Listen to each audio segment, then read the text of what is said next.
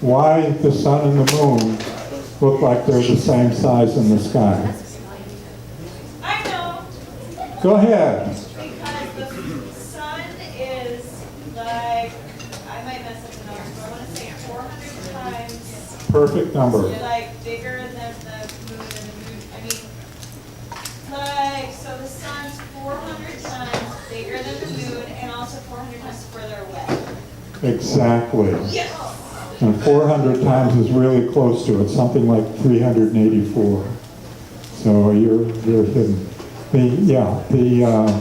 The size of the sun, the diameter of the sun is almost 400 times that of the moon, but it's also 400 times away.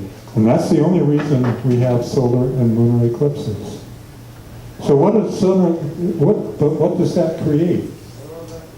You know, I recently read a book about the argument between Nikola Tesla and Thomas Edison. They were both trying to wire the country with that new thing called electricity. And Thomas Edison was promoting direct current. Nikola Tesla was promoting alternating current. So Tesla's won because he had a better idea. He had a better product. If we were wiring our world right now with direct current, we would need a generating station approximately every 3 blocks. Because direct current doesn't go very far before it just kind of peters out. Just runs into too many obstacles, loses this punch. But alternating current keeps going. It just keeps going. You can send it indefinite, very, very long distance. So that's exactly what eclipses do. They create alternating current in the flow from the sun through the earth to the moon. They reverse the direction of the current. And it was this incredible piece of apparent coincidence that the sun and the moon should have that ratio of near 400 distance versus size that allows us to do this. So either in a rational scientific perspective, this is just a big coincidence. What we like to call, I think, in our circle, more synchronicity. So who engineered it anyway? Well, we did. This is what I think happens. I think that there are planets all over this galaxy and this universe that are pretty Earth-like in one way or another. And they come to a point, they create carbon, and they come to a point where the life forms on the planet begin to use that carbon that's been created over millions of years, and we're at that critical point right now. We're burning up all this carbon that has settled from forests, from dead animal life forms, and it's become gas, it's become coal, it's become oil, and we're burning it all up real fast. And the analogy for me is what happens when a piece of fruit drops from a tree. There's a pulp around that fruit, and in the center of it, there are seeds. And the seeds don't have the strength. If they start to open up, they don't have the strength to just try to go into the ground and get nourishment out of the earth. They have to eat the pulp first to get to that stage where they are strong enough to plant themselves. So consciousness on this planet is doing that right now. All those carbon forms are the pulp of the fruit of consciousness. And the seed is being planted pretty much by us, although there are other forms of consciousness that share this world with us. But we're doing that.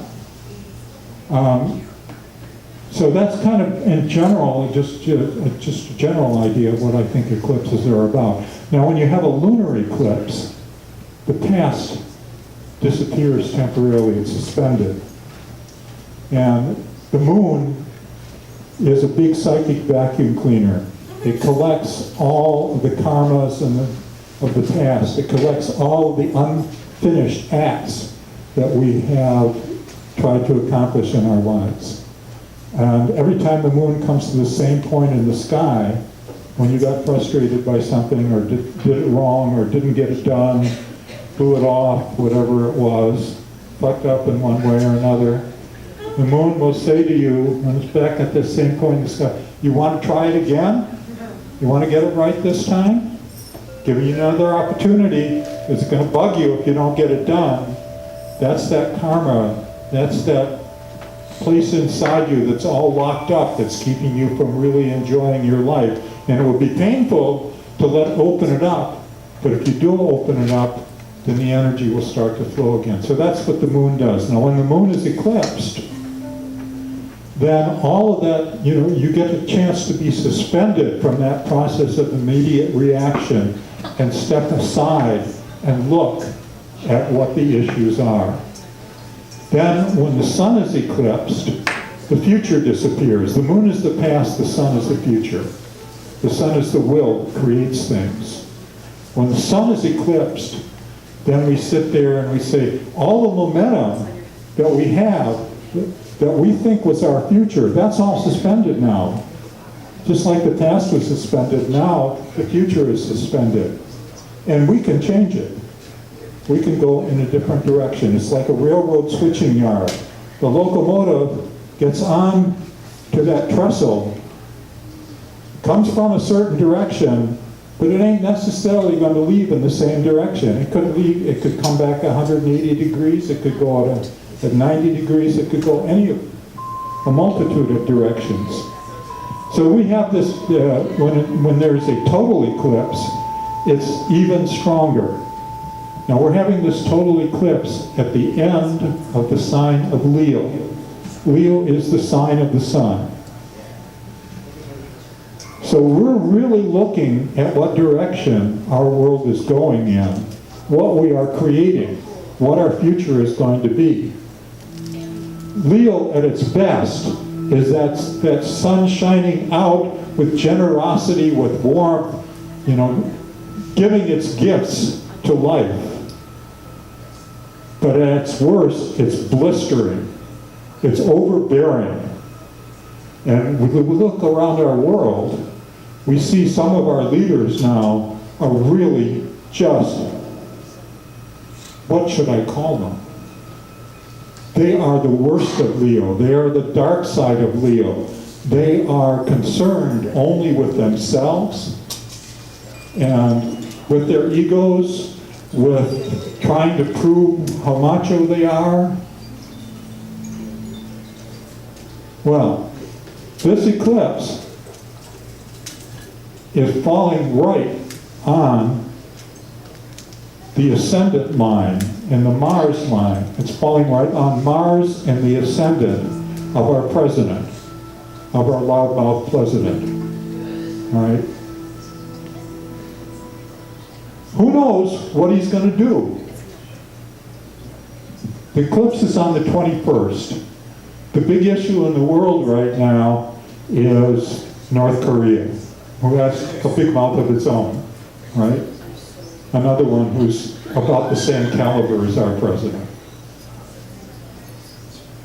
Well, it just so happens, and this guy has announced, don't threaten us by any more preludes to invasion, and we consider war games by the United States and South Korea preludes to invasion, and if we see any more of that, we're going to launch our missiles. He said that. Well, guess what?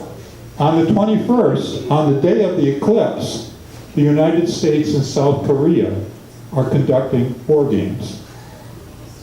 They do it every year, but right now, it's at this critical point. And we don't know where we're going with this. And this eclipse is also directly on top of the moon, of the chart for the United States. So, I don't think we're going to all get blown up, but it might be pretty close. It might be pretty close call. So I could say some other things about eclipses. They come in waves. You know, it doesn't all happen on that day, but that day triggers something, and then you see it a week later, it comes up again, 2 weeks later, a month later, 3 months later, and so on, that you deal with the consequences. So back, I was just thinking if you guys would be willing, back in 1963, I think was the closest parallel to what we're going through right now, and that was the Cuban Missile Crisis. And there were some groups of us who gathered to meditate at that point, and the focus of our meditation was we are envisioning this red button, and every time a hand reaches toward the red button in our meditation, we pull the fingers back. So nobody can press any red buttons. Right? Okay. So if you're willing, let's just take a couple minutes and go in. You can do your own version of this. I mean, you know, just ask for peace and love and forgiveness or whatever is right for you. But I kind of like that red button trick because it worked once anyway. Yeah, so let's go inside. Nobody is going to get away with pushing any red buttons in Eclipse.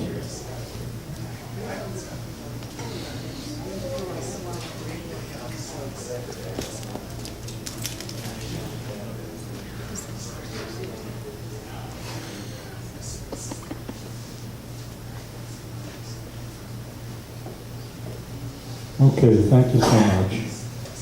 All right, let's survive, let's thrive, let's redirect our planetary engine here. Okay, I'm going to turn it over to who we got going here. Who are you guys? You want to introduce me? Hello, everyone. So my name is Shannon Harris. This is Lisa Debbie, and we have Phil Roach. He's hiding behind the speaker. And what we're going to do is, since we kind of cut into our Qigong time, and everyone's been sitting down, so we're going to get up and